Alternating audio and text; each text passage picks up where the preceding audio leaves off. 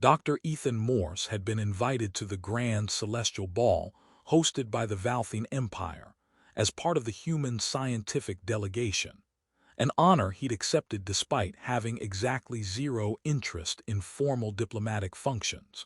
He was a xenolinguist, not a politician, and the prospect of spending an evening navigating alien court etiquette while wearing uncomfortable formal attire sounded like professional torture. But the invitation had come from the Valtheen Imperial Court directly, and declining would have created diplomatic complications. The Grand Hall was stunning, architectural magnificence that blended Valtheen aesthetics with deliberate nods to the 14 other species present. The guest list was a who's who of diplomatic and scientific leadership, each species delegation seated according to complex hierarchical arrangements. The human delegation was directed to tables in what Ethan's briefing materials identified as honored guest positioning, close enough to the royal dais to be visible, but far enough to acknowledge humanity's relatively junior status. Ethan followed his delegation chief toward their assigned seating, already calculating how long he'd need to remain before he could politely escape. Then a Valtheen court official intercepted them. "Dr. Ethan Morse, xenolinguist specialist. Her Majesty Queen Ishara has requested your presence at the royal table. Please follow." The human delegation chief looked as confused as Ethan felt. There must be some mistake. The seating arrangements were confirmed weeks ago. "No mistake," the court official said. "Her Majesty specifically requested Dr. Morse's presence. The arrangement was finalized this morning."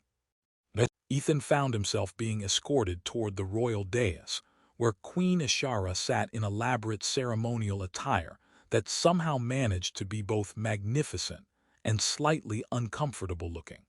The royal table seated perhaps 20 individuals, senior Valtheen nobility, military commanders, and a few representatives from other species, whose political significance Ethan could only guess at. And now, apparently, one human xenolinguist who had no idea why he'd been elevated from honored guest seating to sitting directly beside the Valtheen Queen. "Dr. Morse," Queen Ishara acknowledged as Ethan was guided to the seat at her left hand.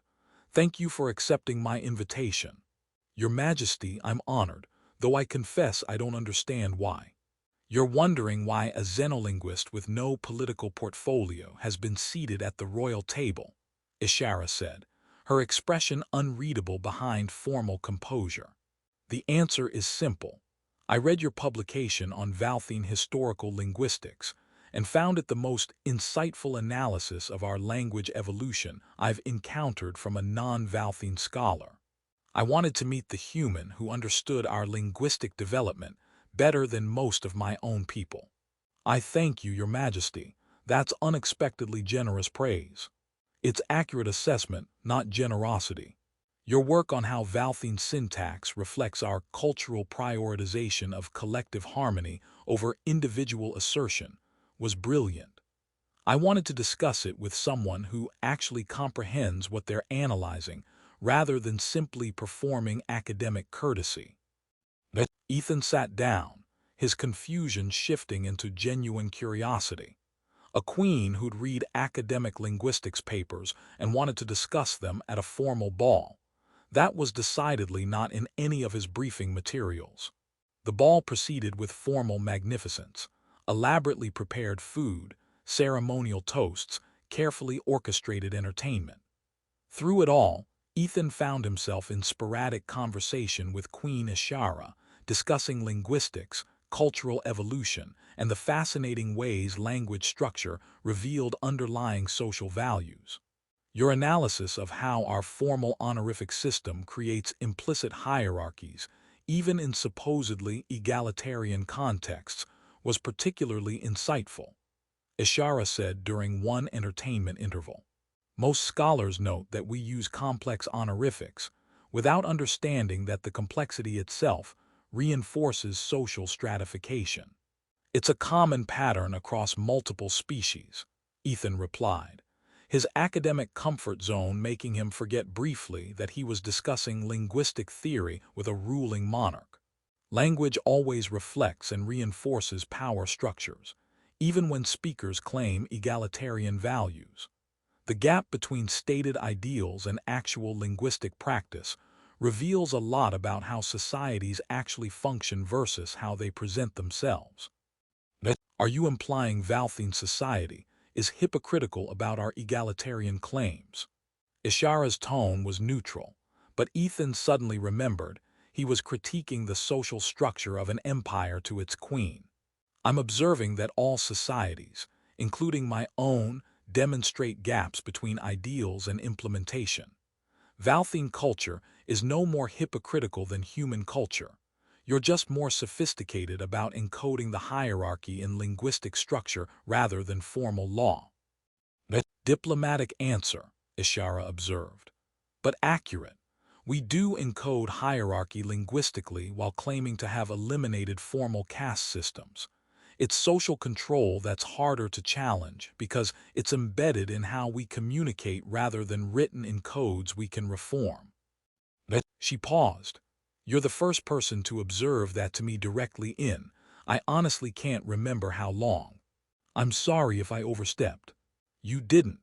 It's refreshing to have someone engage with actual analysis rather than performing the careful agreement everyone typically offers to monarchs.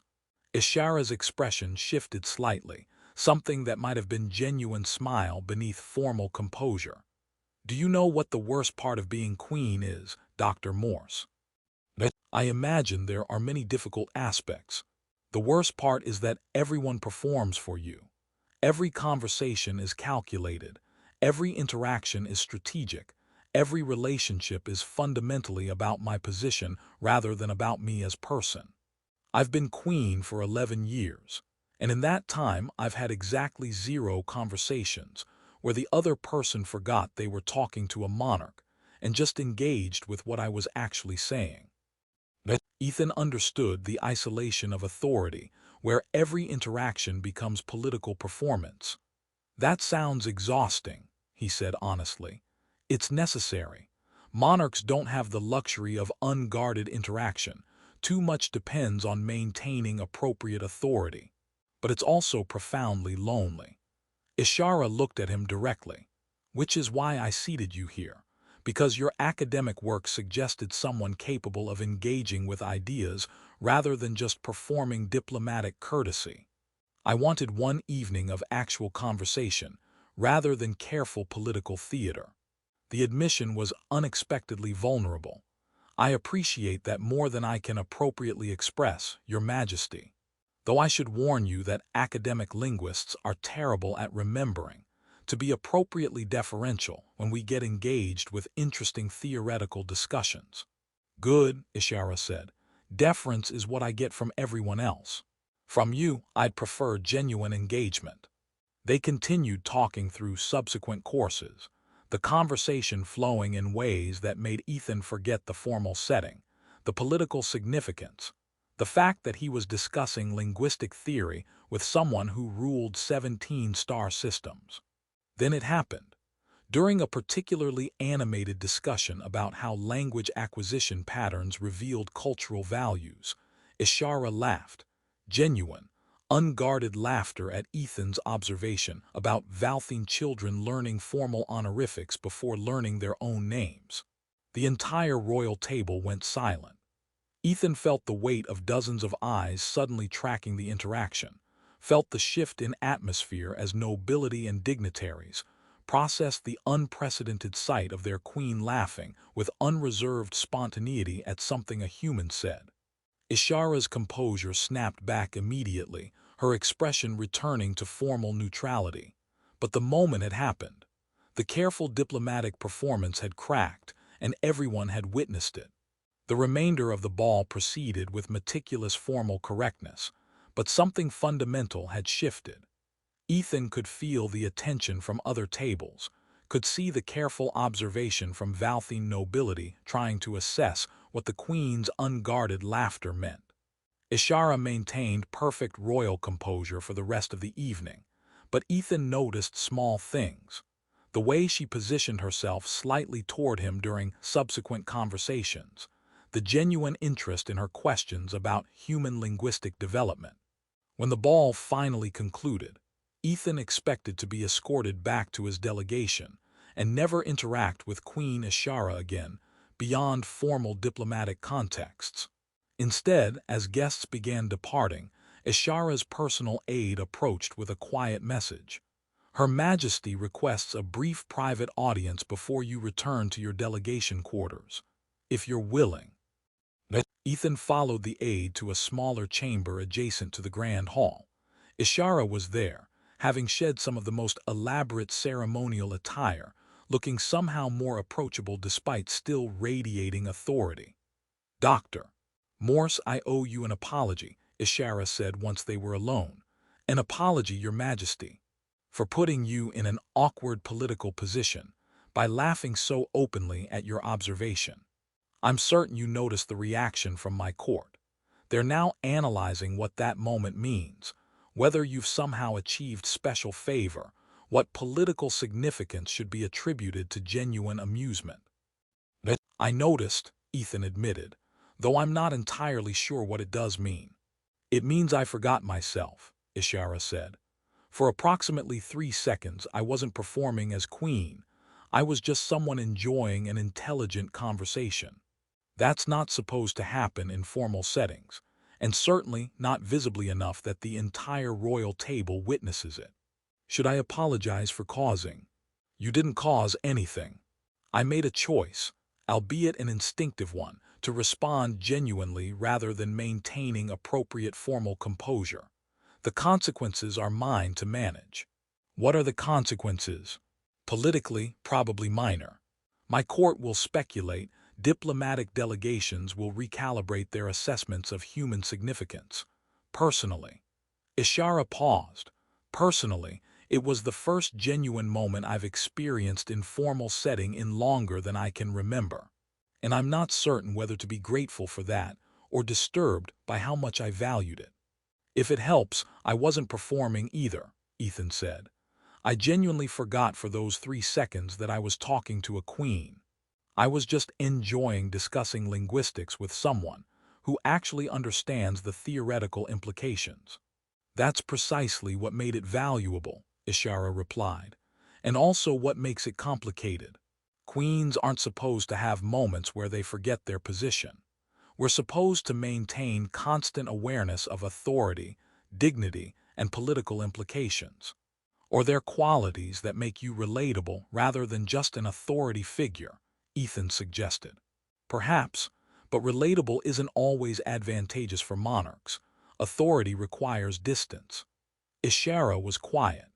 "I wanted to thank you, Dr. Morse, for the conversation, for the genuine engagement, for providing one evening where I could discuss ideas with someone who sees the concepts rather than just performing appropriate deference to my position." "It was my genuine pleasure, Your Majesty. If you're ever willing to endure more diplomatic functions, I would value continued conversation."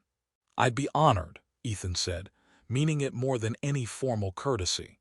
Over the following months, Ethan found himself invited to subsequent diplomatic functions with surprising regularity, always with careful justification about his linguistic expertise being valuable for cultural exchange, always positioned in ways that allowed conversation with Queen Ishara. The Valtheen court noticed, of course. Ethan became the subject of considerable speculation. The reality was simpler and more complicated than the speculation suggested. Ishara had found someone she could talk to without performing, someone who engaged with ideas rather than calculating political advantage. "Your court thinks I'm some kind of covert political operative," Ethan mentioned during one smaller diplomatic reception. "I know," Ishara replied, something that might have been amusement in her tone. "Let them speculate. It's useful for them to be uncertain about your significance. I'm being used as political misdirection. You're being appreciated for genuine conversation, while inadvertently providing useful political ambiguity. Those aren't mutually exclusive." "Does it bother you?" Ishara asked later, "knowing that I'm always at least partially aware of the political optics of our interactions?" It would bother me more if you weren't aware, Ethan said. Pretending the political implications don't exist wouldn't make them disappear. I prefer the version where you're honest about the complexity. Are we friends? Ethan asked during another conversation. I genuinely don't know what to call this. Ishara considered seriously. We're two people who value genuine conversation in contexts that typically don't allow for it, who have found ways to create moments of authentic exchange, despite the political frameworks that constrain us. Whether that's friendship or something else, I'm not certain, but it matters to me. It matters to me too, Ethan admitted. The seating wasn't accidental, you know, Ishara said. I chose to invite you specifically because your work suggested someone capable of seeing past the crown. I wanted one evening of genuine intellectual engagement. I didn't expect it to become this. This being the ongoing conversations I look forward to. Diplomatic receptions I actually want to attend because they mean I'll have someone to talk to who engages with ideas. A connection that's complicated by political reality, but valuable despite those complications. They stood together in the reception chamber, the diplomatic function continuing beyond the doors. At a ball hosted by the Valtheen, Ethan had been seated beside the Queen, deliberately, not by chance. A small, unexpected moment between them had disrupted ceremony and expectation, revealing vulnerability behind authority and setting in motion something neither had quite anticipated. It wasn't romance. The power dynamics made that too complicated. It wasn't simple friendship. The political implications prevented that level of ease. It was something else, genuine connection existing within constraints, valued precisely because it offered moments of authenticity in contexts designed to suppress exactly that. Thank you, Ishara said quietly, for understanding the complexity, for valuing the connection despite the constraints. Thank you for the invitation, Ethan replied, both the original one and the ongoing ones. Whatever this is, Ishara agreed, something that might have been genuine smile beneath her royal composure. That's possibly the most honest description available.